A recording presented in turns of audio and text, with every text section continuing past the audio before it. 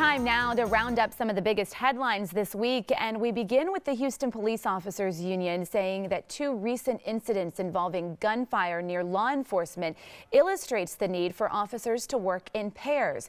For the first time ever on New Year's Eve, officers did work in pairs. So should they be in two-man units all the time? Should officer safety be placed over the call load that could go up? That's our topic this half hour. We want to hear from you. You can weigh in on our Fox 26 Facebook page or on Twitter. Be sure to use the hashtag Fox26forlife. Joining us live in our newsroom is our roundup panel. It's led by our Fox 26 legal analyst, Chris Tridico. Good morning. Good morning. So what do you think? Is this a good idea all of the time, Chris? Well, I've always been one to think that it was a really solid idea to have officers working in pairs and would still support that today. But really the real issue here, what nobody's talking about, is the cost.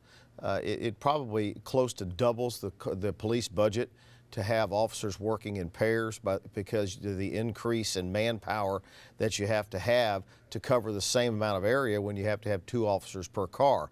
And I think that's really, at the end of the day, what's holding the city back on doing that. The city says, and they're right, that it increases the amount of time it takes to get to a call because you have less cars on the road within single-man units.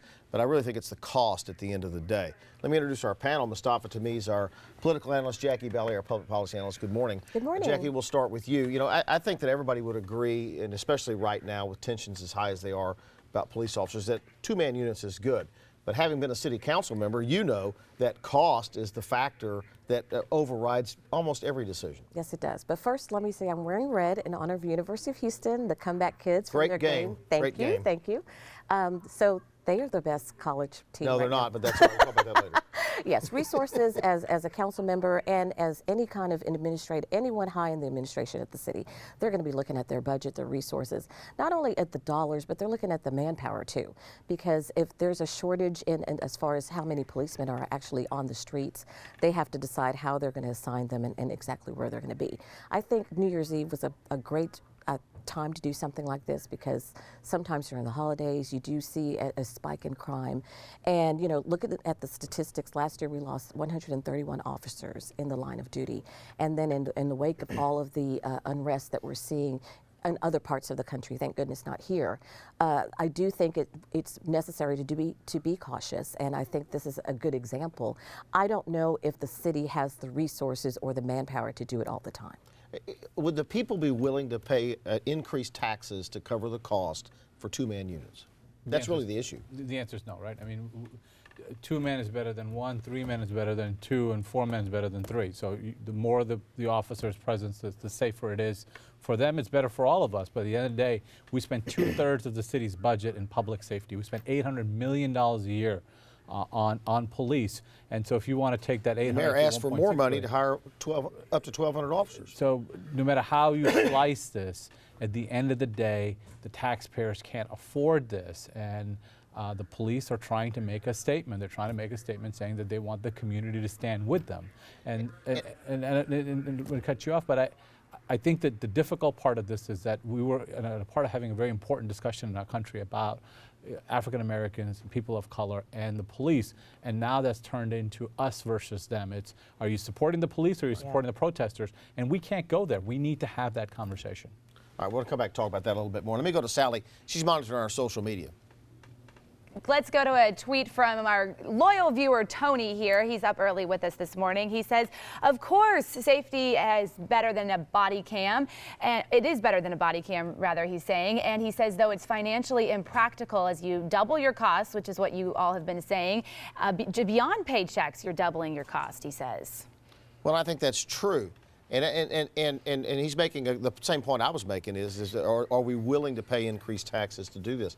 But Jackie, let me ask you this. Isn't there a point where you say it really doesn't matter what the cost is? If the officers have to feel safe. They have to be safe to do their job. they have to be safe to do their job. But whenever we have a war on police officers, which is what it seems like in some communities, then the officers have to look at what precautions they have to take. I've said this before, and I really think this is important. We need to actually have the discussion about training of officers and how they can go into the community so that community members feel safe and feel comfortable with the officers. When we were growing up, we were told you respect officers and they're the members of leadership. Now our teenagers are being told different things. So I think it has to be a communication both ways. As community members, we need to respect the officers because they do a lot, and you know, they have split seconds to make a decision, and a life and death decision. Right, but they're there to protect us, and we need to respect that. Let me ask you the same question, Mustafa. Isn't there a point where you say really the cost is irrelevant to making sure that our officers are safe when they're on the road? It's not a. I don't think we can simplify these discussions to either ors, right? I mean, a surgeon makes a decision of life and death when he's cutting into a person. But we don't just indemnify and say, since you're making this difficult decision, if you made a wrong decision, I'm not going to question it. Well, we do have to question when wrong decisions are made.